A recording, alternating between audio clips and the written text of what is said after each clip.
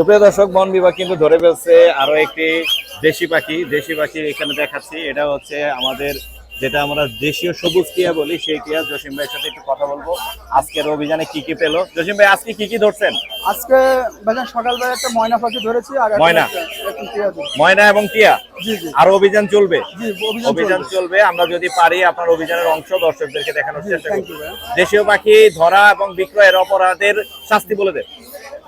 আপনারা জানেন যে আসলে বন্যপ্রাণী নিরাপত্তা আইন 2012 যে আইনটা ছিল, জি জি জি সেই আইনটা কিন্তু এখন বন্যপ্রাণী সংরক্ষণ নিরাপত্তা জি আইন 2026 অধ্যাদেশ হয়েছে। জি যে আইনে এখন কিন্তু আগে বন্যপ্রাণী ক্রয় বিক্রয় যে মানে শাস্তিটা ছিল, জি এটা কিন্তু জামিনযোগ্য অপরাধ ছিল। জি আপনারা জানেন 2026 যে অধ্যাদেশটা হয়েছে, জি সেখানে কিন্তু স্পষ্টভাবে উল্লেখ আছে যে বন্যপ্রাণী ক্রয় বিক্রয়ের সাথে সম্পৃক্ত থাকলে জি যে শাস্তি, সেখানে কিন্তু জামিনযোগ্য না, জামিন অযোগ্য অপরাধ। জামিন অযোগ্য। তাই আমরা সবাই দেশি পাখি ক্রয় বিক্রয় থেকে দূরে থাকবো। জি, ধন্যবাদ ভাইয়া। জি, থ্যাংক ইউ। আসসালামু আলাইকুম।